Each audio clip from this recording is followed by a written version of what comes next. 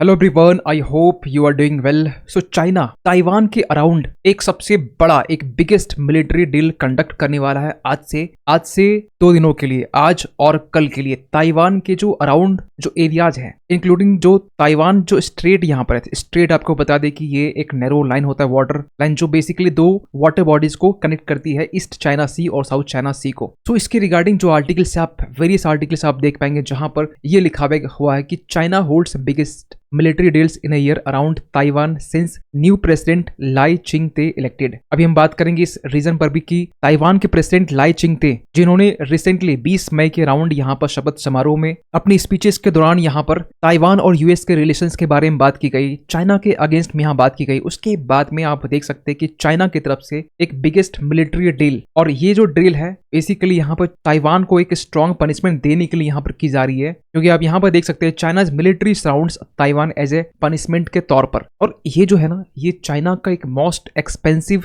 Military deals में से एक है, क्योंकि चाइना का ये कहना है कि जो भी सेपरेटिस्ट एक्ट है, जो डिमांड करते हैं ताइवान की आजादी को लेकर, जो डिमांड करते हैं ताइवान को चाइना से अलग करने को लेकर, उनके अगेंस्ट में यहाँ पे एक स्ट्रॉन्ग पनिशमेंट देने के लिए ये स्ट्रॉन्ग और एक most expensive military deal conduct की जा रही है। इसके अलावा यहाँ पे ये भी बात किया गया कि ये जो मिलिट्री डील है, ये एक स्ट्रॉन्ग वार्निंग है उन देशों के लिए, उन एक्सटर्नल फोर्सेस के लिए। यहाँ पे एक्सटर्नल फोर्सेस जो है ये बेसिकली यूएस के लिए खासकर कहा जा रहा है, और कुछ यूरोपियन कंट्री के लिए जो लगातार ताइवान को लेकर इंडिफरेंस और प्रोवोकेशंस एक्टिविटीज देखी जा रही है। यानी इसके अलावा आप हिंदी मीडिया आर्टिकल्स में भी देख पाएंगे जहां पर ये लिखा हुआ है ताइवान के नए राष्ट्रपति की जीत से नाराज ड्रैगन मींस चाइना, और उन्होंने ये कहा है कि चाइना की तरफ से कहा गया कि इसकी सजा मिलेगी। ये सजा, ये पनिशमेंट किसको देने की बात की जा रही है? ये ताइवान को देने की बात की जा रही है, क्योंकि आज के टाइम में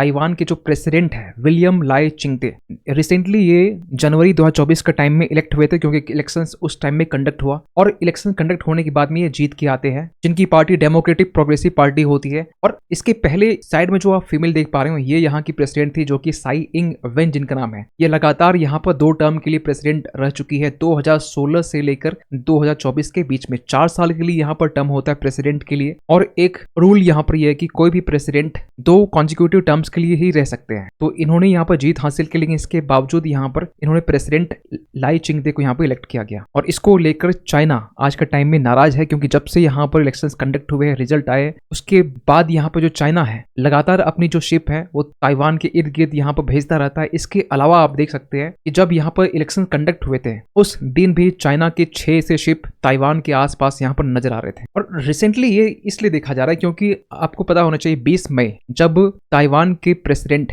ये शपथ लेते ताइवान की प्रेसिडेंटशिप के लिए, जिसमें यूएस को भी इनवाइट किया जाता है और तमाम ऐसे देश थे जिनको इनवाइट किया जाता है, और यूएस अपनी तरफ से भी एक अनऑफिशियल इसलिए क्योंकि आज के टाइम में यूएस वन चाइना पॉलिसी को मानता है। आज के टाइम में यूएस ताइवान को एक चाइना का ही पार्ट मानता है, इसलिए यहाँ पे एक अनऑफिशियल डेलीगेशन यहाँ पर भेजा गया, जिसको लेकर चाइना काफी नाराज था, और चाइना इस चीज को लेकर कंसर्न भी है। और इसको लेकर ताइवान ने अपने साइड से ये कहा है कि चाइना को स्टॉप इट्स थ्रेट, हमें आप थ्रेट करना बंद करें, क्योंकि ये जो पॉलिटिकल जो पार्टी है, ये जो लीडर है लाई चिंगते, ये माने जाते हैं कि एंटी चाइना स्टैंड रखते हैं। चाइना के अगेंस्ट इनकी पॉलिसीज होती है, चाइना के अगेंस्ट इनके एक्शंस होते हैं, और चाइना के अगेंस्ट इनकी जो फॉरेन रिलेशंस है ये देखी जाती है। लेकिन हाल ही में हुआ ये कि लाई चिंगते की गवर्नमेंट की तरफ से एक ऐसा बिल पास किया गया। उस बिल में बेसिकली यहाँ पर यह था कि जो भी सांसद है, जो भी पार्लियामेंटेरियंस है, उनको एक स्पेशल पावर दी जाएगी, और ये जो स्पेशल पावर है ये कुछ इस तरीके की होगी कि ये किसी भी पब्लिक से कोई भी क्वेश्चंस पूछ सकते हैं। बेसिकली ये जो बिल पास किया गया, इसके पीछे रीजन ये था ताइवान की सिक्योरिटी को देखते हुए, लेकिन ये जस्ट बैकफायर करते हुए यहाँ के जो ऑपोजिशन है, इन्होंने यहाँ पे एक मास नंबर में यहाँ प्रोटेस्ट स्टार्ट की जाती है, और ये कहा जाता है ये बेसिकली फंडामेंटल राइट्स और जो freedom of speech and expression है उनकी ये अगेंस्ट में है। लेकिन चाइना की तरफ से ये जो मिलिट्री डील है, ये कहीं न कहीं यूएस को रिस्पॉन्स देने के लिए ये ड्रिल कंडक्ट की जा रही है, क्योंकि आपको बताना चाहते हैं इसी मंथ के फर्स्ट वीक के अराउंड जब यूएसए, जापान और फिलीपींस, ये तीनों देश मिलकर फिलीपींस के सराउंडिंग एरियाज में एक डीप मिलिट्री डील कंडक्ट करते हैं, और इसको लेकर चाइना कंसर्न भी था। इसको लेकर चाइना फिलीपींस को वार्निंग भी देता है, और अल्टीमेटली हमें ये ड्रिल चाइना की तरफ से देखने को मिलता है। लेकिन अगर हम एक क्वेश्चन मार्क रेज करें कि यूएस का ताइवान के को लेकर बेसिकली क्या व्यूज है, तो इन्होंने यहाँ पर बार बार हमेशा इसे ये कहता आ रहा है कि यूएस ताइवान के इंडिपेंडेंस को सपोर्ट नहीं करता। ये कब की आर्टिकल से, ये इसी साल 14 जनवरी के आर्टिकल से, जब इलेक्शंस कंडक्ट हुए थे, रिजल्ट आए थे, उस टाइम में एक्चुअली हुआ ये था कि बाइडेन ने अपनी तरफ से कांग्रेचुलेशंस की जो बात है वो ताइवान के न्यू प्रेसिडेंट लाई चिंगते को भेजा गया था। उसके बाद में जब चाइना ने कंसर्न जाहिर किया, उसके रिस्पॉन्स में यहाँ पर ये बातें कही गई थी। लेकिन यूएस जिस तरीके से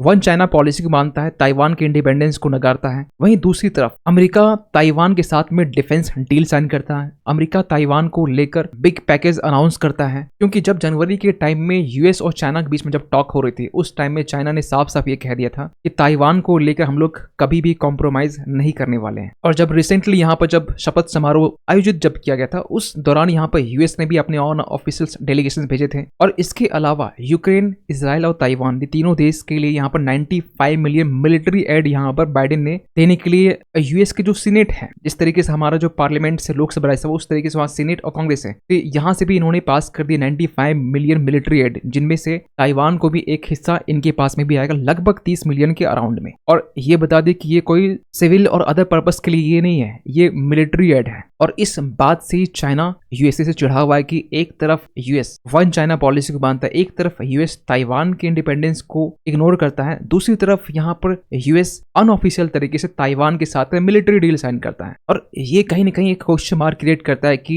जिस तरीके से यूएस आज के टाइम में मिलिट्री एड प्रोवाइड कर रहा है फिलीपींस को, ताइवान को, साउथ चाइना सी की हम बात कर रहे हैं, वहीं दूसरी तरफ चाइना इसकी अगेंस्ट मिलिट्री डील कंडक्ट कर रहा है। तो एक्सपर्ट ये मानते हैं यहाँ पर कि ताइवान और फिलीपींस देशों को लेकर कहीं यहाँ पर न्यूक्लियर वॉर तो स्टार्ट नहीं होने वाला है, कहीं ये रियल रिस्क ऑफ वॉर तो नहीं है जो यूएस और चाइना के बीच में स्टार्ट होगा। देखिए, ऐसा मेरी तरफ से पूछा जाए तो ऐसा हम नहीं मानते कि यूएस और चाइना के बीच में ताइवान को लेकर एक वॉर हो सकता है, वो भी न्यूक्लियर वॉर। एक छोटे स्तर पर हमें वॉर हमें देखने को मिल सकता है, पॉसिबिलिटीज हैं, लेकिन ये न्यूक्लियर वॉर तक ये मामला नहीं जाएगा। शुरुआत होगी लेकिन ये चीजें इनके बीच में स्टार्ट नहीं होगी। वहीं दूसरी तरफ हम बात करें आज के टाइम में चाइना का ट्रेड को लेकर European union, US, Japan, Taiwan के साथ में भी कंसर्न है। ये चारों देश या इन शॉर्ट ये कहे कि ईयू को मिलाकर जिनमें से 28 कंट्री है, ब्रिटेन को माइनस कर दे तो 27, ये तमाम जो देश है यूएस, जापान, ताइवान, ये लोग चले गए WTO। और यहाँ पर चाइना के अगेंस्ट यहाँ पर कंप्लेन दर्ज की गई कि चाइना जितने भी इलेक्ट्रॉनिक सामान है, इवन की इलेक्ट्रॉनिक व्हीकल्स में ये प्लास्टिक